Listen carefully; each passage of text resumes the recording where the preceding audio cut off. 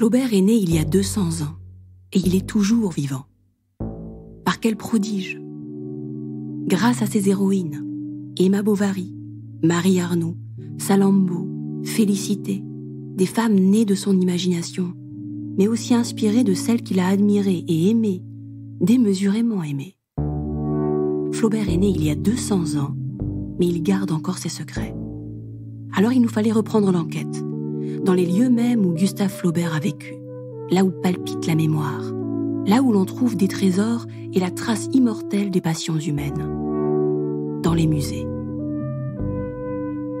Vous écoutez Le secret des héroïnes de Flaubert, le podcast qui vous entraîne dans les passions de l'auteur rouennais à travers la réunion des musées métropolitains Rouen-Normandie.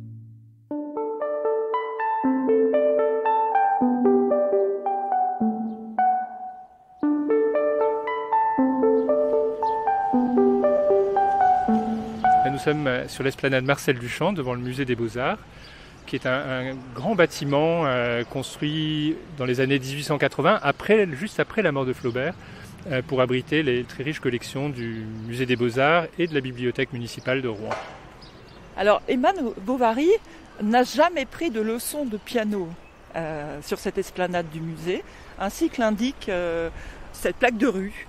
Voilà, et qui s'inscrit comme un clin d'œil à l'absence, mais aussi à l'esprit de Marcel Duchamp, autre Rouennais, très important à la fois pour Rouen, mais évidemment pour l'histoire de l'art. On a cette plaque de rue qui indique qu'Emma Bovary n'a jamais pris de leçons de piano ici même. Donc c'est à cet emplacement que dans le roman de Flaubert se dressait la maison où Emma adultère prétendait venir pour prendre des leçons de piano alors qu'en fait elle retrouvait son amant. C'est dans un bâtiment qui n'existait pas du vivant de Flaubert, sur une esplanade où elle n'a jamais joué la moindre note de piano, que se cache Emma Bovary.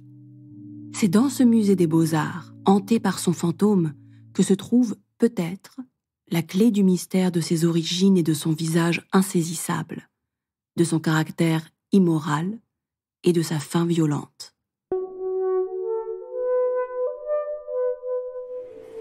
Alors, nous sommes ici dans le jardin des sculptures.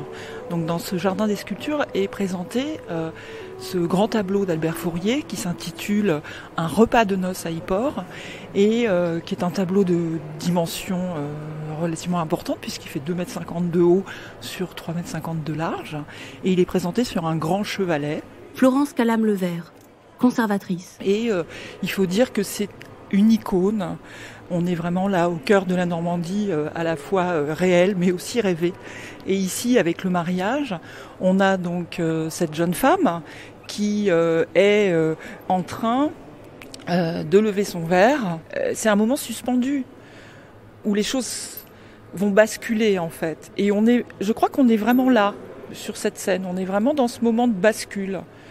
Et c'est un tableau qui nous fait rentrer d'une certaine manière aussi dans un univers très flaubertien et qui évoque Madame Bovary. Madame Bovary est un roman très très profondément Diedrich Backhuys, conservateur. Enraciné dans le paysage de la Normandie. Et ce tableau est tellement enraciné dans une architecture, dans une végétation, dans une lumière qui est très très typique de la Normandie, que ça fait effectivement une espèce de synthèse intéressante.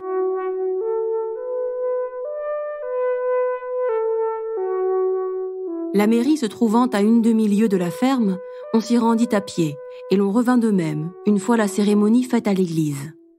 Le cortège, d'abord uni comme une seule écharpe de couleur, qui ondulait dans la campagne, le long de l'étroit sentier serpentant entre les blés verts, s'allongea bientôt et se coupa en groupes différents qui s'attardaient à causer. La robe d'Emma, trop longue, traînait un peu par le bas. De temps à autre, elle s'arrêtait pour la tirer, et alors, délicatement, de ses doigts gantés, elle enlevait les herbes rudes avec les petits dards des chardons, pendant que Charles, les mains vides, attendait qu'elle eût fini. C'était sous le hangar de la charretterie que la table était dressée. Jusqu'au soir, on mangea. Madame Bovary.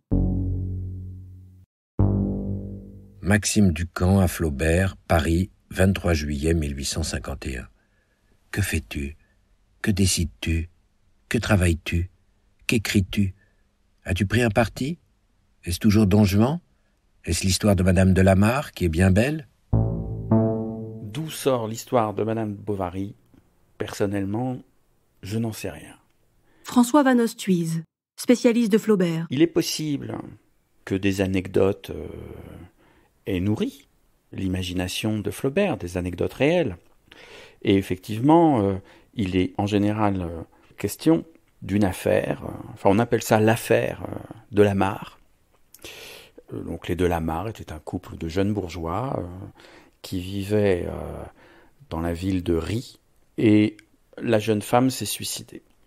Il se trouve que le père de Flaubert connaissait le mari, il est donc très très probable que Gustave Flaubert ait entendu parler de ce drame. Il est possible que... je vois pas pourquoi on exclurait le fait que c'est eu une influence sur lui. Mais le fait est qu'on ne sait pas ce qui s'est passé chez les de la Mare. On ne sait pas si elle trompait son mari, on ne sait pas si elle s'est suicidée par désespoir amoureux. On n'a pas de pièces qui le démontrent. Donc, c'est compliqué. Je dirais, c'est compliqué de trouver une origine. Et en même temps, je dirais, elle est toute trouvée. C'est tellement proche de la vraie vie, ce que raconte Flaubert, que peut-être pas la peine d'aller chercher un fait divers particulier. Là, nous entrons dans une des réserves peintures du musée, où les tableaux sont conservés sur des rails coulissants. Donc là, je tire le rail sur lequel est accroché le tableau de Joseph-Désiré Court, Rigolette cherchant à se distraire pendant l'absence de Germain. C'est un tableau qui a un vrai charme parce que finalement, il y a toute une ambiance qui est construite autour de très peu d'éléments. Il y a un grand ciel bleu avec une lumière un peu dorée, un panorama urbain qui est à peine suggéré, une cage avec des oiseaux, mais ces quelques éléments, finalement, forment un décor de théâtre avec cette espèce de densité particulière qu'ont les accessoires de théâtre, où quelques objets suggèrent un univers. C'est un tableau qui, pour beaucoup de gens, a quand même un lien direct avec Madame Bovary, c'est qu'il a illustré la couverture du livre de poche. Donc ça s'est imprimé un peu quand même dans un coin de notre cerveau comme une représentation de Madame Bovary.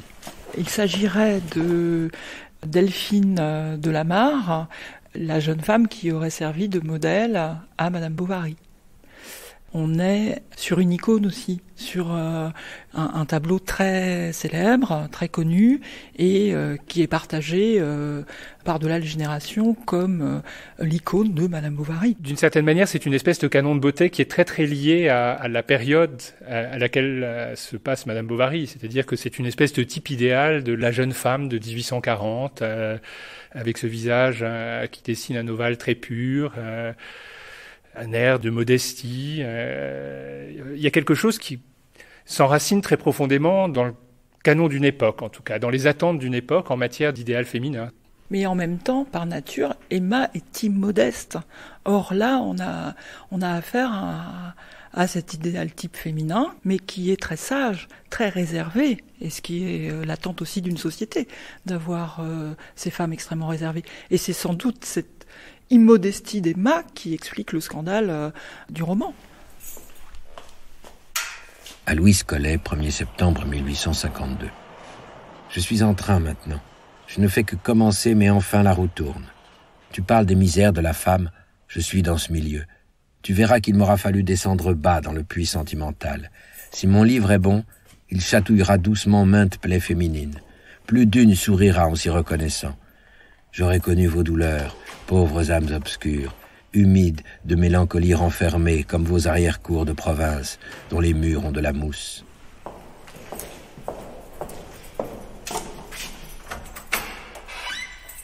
Une jeune femme, en robe de mérinos bleu garnie de 3 volants, vint sur le seuil de la maison pour recevoir Monsieur Bovary, qu'elle fit entrer dans la cuisine, où flambait un grand feu. Mademoiselle Emma tâchait à coudre des coussinets. Comme elle fut longtemps avant de trouver son étui, son père s'impatienta. Elle ne répondit rien. Mais tout en cousant, elle se piquait les doigts, qu'elle portait ensuite à sa bouche pour les sucer.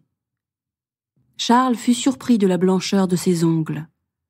Ils étaient brillants, fins du bout, plus nettoyés que les ivoires de Dieppe, et taillés en amande. Sa main pourtant n'était pas belle, point assez pâle peut-être, et un peu sèche aux phalanges. Elle était trop longue aussi, et sans molles inflexions de lignes sur les contours. Ce qu'elle avait de beau, c'étaient les yeux. Quoiqu'ils fussent bruns, ils semblaient noirs à cause des cils, et son regard arrivait franchement à vous avec une hardiesse candide. Le type d'Emma Bovary est très important qu'elle soit brune, je pense. Très franchement, on ne sait pas grand-chose de plus. On ne peut pas non plus dire exactement à quoi ressemble Charles, à quoi ressemble Rodolphe, à quoi ressemble Léon. On a très peu d'éléments. Donc ce sont des personnages qui s'imposent au lecteur principalement parce que ce sont des sujets pensants, rêvants, désirants, vibrants. Voilà. C'est comme ça que Emma, je pense, occupe les imaginations. Ce qu'on sait, c'est qu'elle est extrêmement désirable, puisqu'il y a des hommes qui la désirent d'emblée. Aloïse Collet, Croisset, 3 juillet 1852.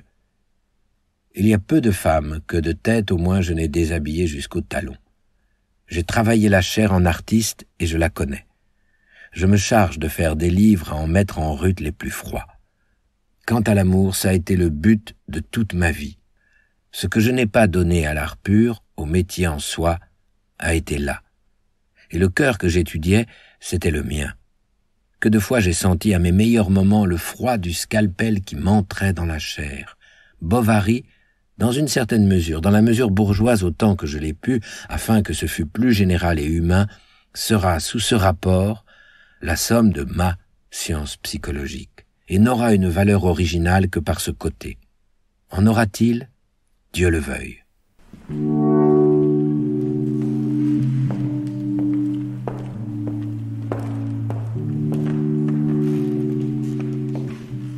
Alors là, nous sommes au cœur de la galerie de Pau, qui vient d'être réaccrochée il y a quelques semaines.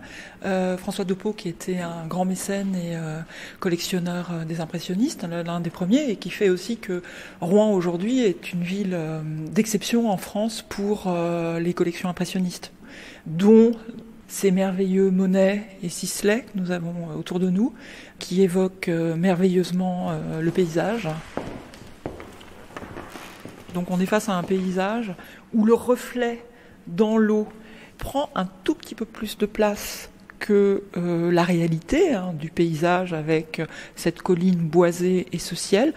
Vous voyez par exemple ce bosquet qui est ici, en haut à droite, l'arbre, on le voit peu distinctement puisque on a cette brume et cette lumière qui vient estomper les contours, mais moi j'y vois un écho intéressant aussi à l'univers littéraire et romanesque de Flaubert, avec encore une fois ces rêves d'Emma Bovary. Il y a une espèce de mise en abîme d'une réalité complètement transformée, complètement onirique et complètement rêvée dans une certaine mesure. Madame Bovary avait ouvert sa fenêtre sur le jardin et elle regardait les nuages. Ils s'amoncelaient au couchant du côté de Rouen et roulaient vite leurs volutes noires, d'où dépassaient par derrière les grandes lignes du soleil, comme les flèches d'or d'un trophée suspendu, tandis que le reste du ciel vide avait la blancheur d'une porcelaine. Mais une rafale de vent fit se courber les peupliers, et tout à coup la pluie tomba. Elle crépitait sur les feuilles vertes. Puis le soleil reparut, les poules chantèrent, des moineaux battaient des ailes dans des buissons humides, et les flaques d'eau sur le sable emportaient en s'écoulant les fleurs roses d'un acacia. C'est une question compliquée. C'est une question compliquée que le rapport entre Flaubert et l'impressionnisme, pour deux raisons. La première, c'est que la notion est vraiment une notion picturale. François Van Osthuize. Et donc, on la déplace quand on l'applique à Flaubert. La seconde, c'est que Flaubert et les impressionnistes n'appartiennent pas à la même génération. Néanmoins, les impressionnistes ont lu Flaubert. Ça, c'est certain. Monet, si je ne me trompe, il a 16 ans, ou quand paraît Madame Bovary dans la Revue de Paris, il est tout à fait susceptible de l'avoir lu. Hein. Mais peut-être que, moi je dirais, est-ce qu'il y a quelque chose de flaubertien chez les impressionnistes? Là, oui. La manière dont Flaubert parle de son art et de ce qui est important pour lui à rendre, c'est la sensation, par exemple. La sensation. Donc quelque chose d'extrêmement concret, mais d'extrêmement fugitif. Hein, et notamment l'œil, la sensation optique. Ça, évidemment, c'est extrêmement intéressant à mettre en rapport avec les impressionnistes. Si on ajoute à cela le fait qu'il exploite de façon récurrente des procédés qui permettent de rendre avec beaucoup de fluidité les impressions des personnages, la manière dont ces objets dans la lumière retentissent dans l'esprit des personnages, affectent les personnages. C'est un écrivain de l'affect. Hein. Alors, ça fait une deuxième bonne raison de le comparer aux impressionnistes. À Louise Collet, Croisset, 15 juillet 1853. Je suis sûr de ma couleur et de bien des effets. Mais pour que tout cela ne soit pas trop long, c'est le diable. Et cependant, ce sont de ces choses qui doivent être abondantes et pleines. Une fois ce pas-là franchi, j'arriverai vite à ma baisade dans les bois par un temps d'automne, et alors je crois que j'y verrai clair, et que j'aurai passé du moins Charybde, si Scylla me reste. Il allongeait son bras et lui en entourait la taille. Elle tâchait de se dégager mollement. Il la soutenait ainsi en marchant. Mais ils entendirent les 2 chevaux qui broutaient le feuillage. « Oh, encore !» dit Rodolphe. « Ne partons pas, restez. » Il l'entraîna plus loin, autour d'un petit étang où des lentilles d'eau faisaient une verdure sur les ondes. Des nénuphars flétris se tenaient immobiles entre les joncs. Au bruit de leurs pas dans l'herbe, des grenouilles sautaient pour se cacher. « J'ai tort, disait-elle. Je suis folle de vous entendre. Pourquoi ? Emma.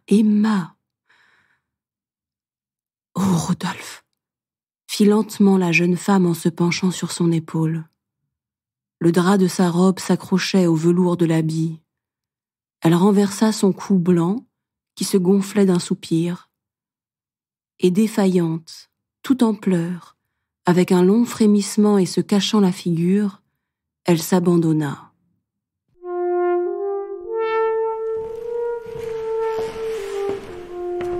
Nous entrons ici dans une salle qui est un accrochage éphémère, qui est une salle qui a été montée pour célébrer le bicentenaire de la naissance de Flaubert. Diedrich Backhuys. En fait, l'accrochage a pour principal objet d'essayer de montrer comment un illustrateur, un artiste, pénètre dans le roman, et c'est cette espèce d'effort pour pénétrer dans le texte, pour rentrer dans la description flaubertienne, qui est un effort très touchant, je trouve.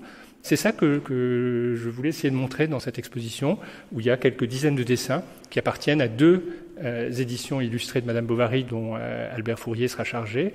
Quelque chose qui n'était pas du tout une démarche que Flaubert vraisemblablement aurait approuvée, puisqu'il y a chez lui véritablement une hostilité radicale et très fondée intellectuellement contre l'idée de l'illustration. À Ernest Duplan, Croisset, 12 juin 1862. Jamais, moi vivant, on ne m'illustrera, parce que la plus belle description littéraire est dévorée par le plus piètre dessin.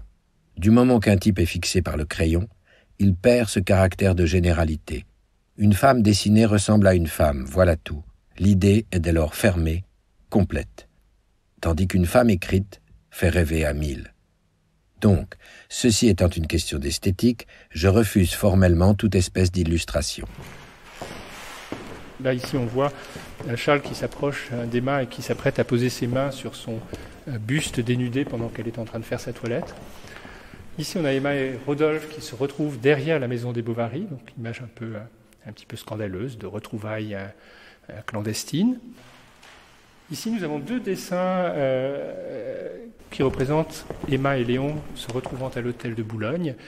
Donc une scène d'abandon sensuel, on peut dire, avec une image qui est pour l'époque une image très transgressive, qui est l'image d'Emma Bovary à demi déshabillée, fumant une cigarette. Il y a une sorte de relâchement du personnage quand on suit cette séquence d'images et une modification très radicale de son apparence qui culmine en quelque sorte dans cette dernière planche où on la voit apparaître et qui est une scène presque de débauche en fait, qui est une scène de bal masqué très extravagant. C'est le bal masqué de la mi-carême.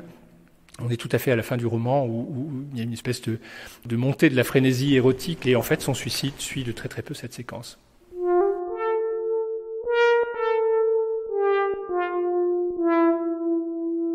Des gouttes suintaient sur sa figure bleuâtre, qui semblait comme figée dans l'exhalaison d'une vapeur métallique. Ses dents claquaient, ses yeux agrandis regardaient vaguement autour d'elle, et à toutes les questions elle ne répondait qu'en hochant la tête. Même elle sourit 2 ou 3 fois. Peu à peu, ses gémissements furent plus forts. Un hurlement sourd lui échappa. Elle prétendit qu'elle allait mieux et qu'elle se lèverait tout à l'heure. Mais les convulsions la saisirent.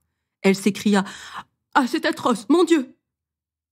Il se jeta à genoux contre son lit. « Parle. Qu'as-tu mangé? Réponds, au nom du ciel. » Et il la regardait avec des yeux d'une tendresse comme elle n'en avait jamais vu. « Eh bien, là, dit-elle d'une voix défaillante. » Il bondit au secrétaire, brisa le cachet et lut tout haut « Qu'on n'accuse personne. » Il s'arrêta, se passa la main sur les yeux et relut encore. « Comment? Au secours à moi !» Et il ne pouvait que répéter ce mot « empoisonné, empoisonné !» Cette femme a un comportement scandaleux, mais bon, elle en meurt, elle est punie. Cette fin ne peut pas être interprétée comme un éloge de l'adultère et de l'escroquerie, parce que ça fait partie des défauts d'Emma, c'est qu'elle trempe dans une escroquerie. Mais il se trouve que Flaubert ne fait ni préface, ni aucun commentaire qui indique au lecteur, et donc notamment aux jeunes lectrices, que l'héroïne se comporte mal. S'il ne le fait pas, c'est que c'est pas du tout ce qui lui importe à lui. Hein. Mais voilà, des autorités ont jugé bon de mettre les points sur les i à cet égard. Elles le font parce que le roman est remarqué. Elles sentent que quelque chose va se passer autour de ce roman. Elle regarda tout autour d'elle, lentement, comme quelqu'un qui se réveille d'un songe. Puis d'une voix distincte, elle demanda son miroir, et elle resta penchée dessus quelque temps, jusqu'au moment où de grosses larmes lui découlèrent des yeux. Alors elle se renversa la tête en poussant un soupir et retomba sur l'oreiller. Sa poitrine aussitôt se mit à halter rapidement. La langue tout entière lui sortit hors de la bouche. Ses yeux, en roulant, pâlissaient comme 2 globes de lampe qui s'éteignent, à la croire déjà morte sans l'effrayante accélération de ses côtes, secouée par un souffle furieux, comme si l'âme eût fait des bonds pour se détacher. Félicité s'agenouilla devant le crucifix, et le pharmacien lui-même fléchit un peu les jarrets, tandis que M. Canivet regardait vaguement sur la place. Bournisien s'était remis en prière, la figure inclinée contre le bord de la couche, avec sa longue soutane noire qui traînait derrière lui dans l'appartement. Charles était de l'autre côté, à genoux, les bras étendus vers Emma. Il avait pris ses mains et il les serrait, tressaillant à chaque battement de son cœur, comme au contre-coup d'une ruine qui tombe. À mesure que le râle devenait plus fort, l'ecclésiastique précipitait ses oraisons.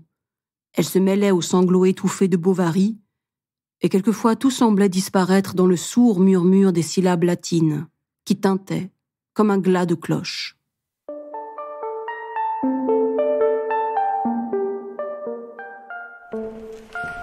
Cette exposition est construite autour d'un grand tableau qui représente la veillée mortuaire de Madame Bovary. C'est un spectacle assez fascinant. Alors, moi, ce qui me trouble beaucoup dans ce tableau, c'est Florence Calame-Levert. C'est l'absence de visage, quasi-absence de visage. Les deux visages dont on voit les traits, ce sont le visage du pharmacien et le visage du prêtre, mais ils sont endormis.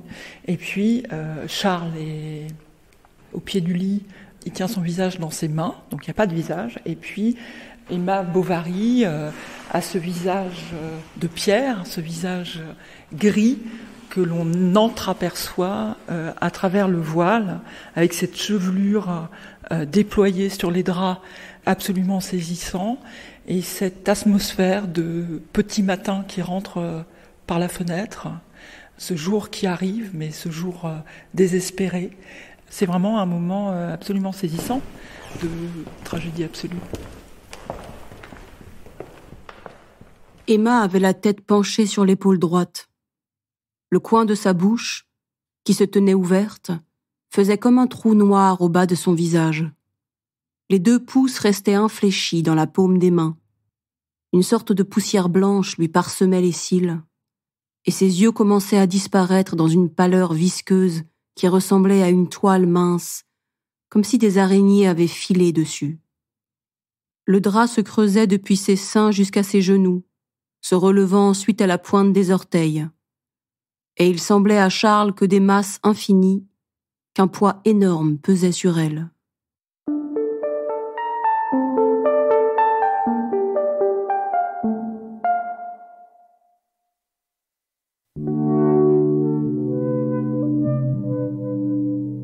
Le secret des héroïnes de Flaubert, un podcast écrit et réalisé par Martin Kénéen. Texte dit par Anne-Lise Heimburger et Denis Podalides de la Comédie Française.